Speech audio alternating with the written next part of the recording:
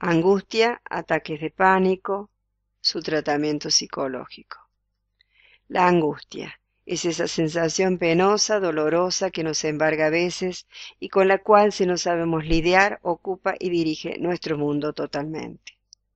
La angustia pertenece al mundo de los afectos. Es una sensación que quien la sufre siente en mayor o menor medida, pero que siempre este sentir le produce un malestar. La persona se angustia o está angustiada por distintas circunstancias o hechos que le llevan a sentir ese monto de tensión displacentera y que por otra parte están dentro de lo cotidiano o el diario vivir de las personas. Es decir, no forma parte de un suceso excepcional, sino que en cualquier momento se puede producir en respuesta, como dije previamente, a un suceso que se le presenta a la persona y ésta lo expresa con esa tensión que le produce malestar. Esta angustia, cuando es en niveles bajos, la persona, a pesar de su existencia, puede continuar con su vida, pero no se siente inhibida o impedida de actuar. Cuando la angustia se presenta en niveles anormales y excesivos, en forma masiva, aquí es común el pánico, el ataque de pánico. Como consecuencia del ataque de pánico, la persona no puede actuar o realizar su actividad en forma normal o natural, sino que esta masiva e intensa angustia incide en distintos órganos del cuerpo, del sistema nervioso central, y se manifiesta produciendo un cuadro en el que están comprometidos distintos órganos y funciones autonómicas que logran que la persona sienta mucho temor y hasta la sensación de no tener el control de su vida y sus acciones. Quien siente angustia siente dolor, dolor más o menos intenso que corporalmente es subjetivamente sentido y que se manifiesta en la persona luego de que ha vivenciado tal o cual hecho o situación o interrelación, o en fin, cualquiera haya sido el motivo que como displacer se disparó como tensión interna y subjetiva. Angustia, distintas formas de manifestarse de la persona. Es decir, que la persona angustiada es una persona que sufre y, según cómo actúa en su vida de cotidianeidad, con ese sufrimiento es lo que hace diferente a cada persona. Las hay que reaccionan negando ese dolor, sepultándolo en los profundos estratos de su mundo interior y se separan de él, se disocian, no sintiéndolo, aunque sin dudas el tomar contacto con éste les hace vivenciarse vulnerables y es algo que no están dispuestos a experimentar y mucho menos a reconocer. Por otro lado, hay personas que ante la angustia y en total contacto con este dolor interior ponen todas sus potencialidades en funcionamiento y crean las más productivas expresiones de las que son capaces. Esto en el orden del arte, del trabajo, de la producción, de la escritura, de la actividad cotidiana, de la profesión, en fin. Son personas para las cuales el contacto con el dolor que les produce la angustia sacan a relucir sus mayores posibilidades creativas y operativas.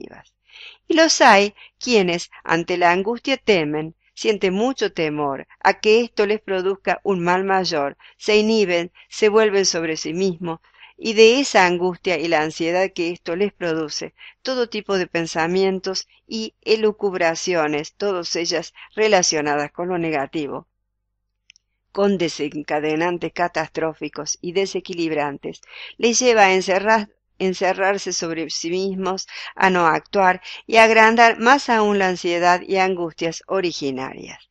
Y tanto, a veces, que suelen llegar a enfermar tanto de ataques de angustia, ataques de pánico y también de ansiedad y depresión. Mientras que otras personas ante la angustia se desconectan, se separan de este dolor y viven su vida sin ningún contacto con aquello que les hace sufrir. Pero lo que no debemos dejar de ver, de observar, es que cada modo y forma de actuar son los modos en que este sujeto con angustia manifiesta su modo de reacción o no ante la misma. Pero, según sea esta, la forma en que quien está angustiado enfrente o no la situación nos muestra la estructura de su mundo psíquico y mental, su posibilidad de salud y fortaleza o su imposibilidad de reaccionar con equilibrio. y salud ante una situación que le quiebra, porque no puede sostenerse en aquellos aspectos sanos y fortalecidos de su personalidad, porque estos no están o porque son muy débiles y no le alcanza para sostenerse en ellos. Porque diariamente ocurren hechos y circunstancias que a la persona le ponen a prueba, y no todos ante estas circunstancias se angustian, se amilanan, no. Solo lo hacen quienes son o tienen determinada vulnerabilidad para enfrentar estas circunstancias que la vida en su diario y cotidiano transcurrir manifiesta. También se debe tener cuidado de aterrorizarse ante la aparición de la angustia y luego querer la mágica pastilla que todo lo cubre y anestesia ese dolor del alma, porque si hay algo que las personas debemos tener presentes es que no es con la huida, no es la huida lo que nos hace fuertes, sino el enfrentar y fortalecernos de modo de ser cada vez menos vulnerables ante aquello que se presente y que es percibido por nosotros con un dolor en el alma, del alma. De modo que, ante un monto de angustia, ya sea cuadro agudo o ataque de pánico o leve, si la persona no puede tolerar este nivel de dolor, es bueno la búsqueda de un medicamento que prescribe el profesional actuante, pero será mejor, y una vez que pasó el momento de inmediatez, que se busquen los modos y formas de fortalecer estos aspectos de la personalidad de ese alguien, para que en un futuro haya salido fortalecido de esta situación y para las próximas, si las hubiere, pueda responder de forma menos vulnerable. Y tal vez, si bien el dolor está, este pasa como modo de aceptación de que el tiempo todo lo cura, tal el caso de un duelo por la pérdida, tanto de un ser querido como de una relación, como de un trabajo, etc. La persona debe saber que si permanece y continúa en el tiempo, y en un tiempo mayor al esperado, este duelo, esta angustia se ha instalado y es menester un abordaje terapéutico para hacer que la persona pueda transcurrir este dolor, superar esta angustia y continuar la vida. Cuando hablo de un tiempo lógico, relaciona, por ejemplo, la pérdida de un ser querido. Yo he recibido pacientes que hace 5 años perdieron a su compañero o compañera y su dolor es tan lacerante como el primer día. Bueno, este es un duelo patológico. Se instaló el dolor y permanece instalado en la persona. Esto no es bueno ante ninguna pérdida, porque las personas venimos a este mundo a transcurrir nuestra vida y cuando el duelo se instala, nos paraliza en la vida y no podemos avanzar. Debemos avanzar y el dolor pasar a ser un recuerdo dulce y permanente de aquella persona que hemos perdido, pero no un dolor que no nos permite continuar con la vida. Como seres y sujetos humanos tenemos el deber de avanzar en la vida. Siempre hay alguien por quien seguir.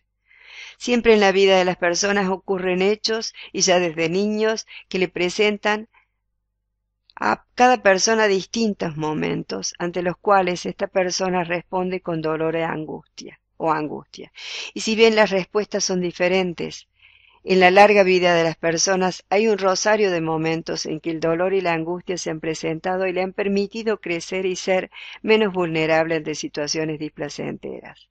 La persona, en la linealidad de su vida, ha ido transcurriendo tantas situaciones angustiantes que ha ido fortaleciéndose. Es de esperar esto.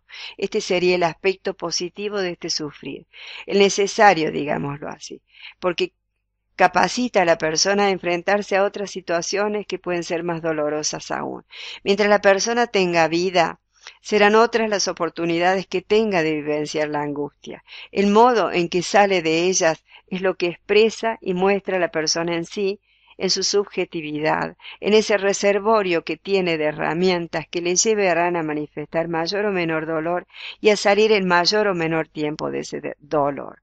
Las personas son más o menos fuertes, más o menos vulnerables. Según esa medida será el modo o la forma o el tipo de herramientas intrapsíquicas que utilizará para poder superar este momento y la angustia que éste le produce en la vida.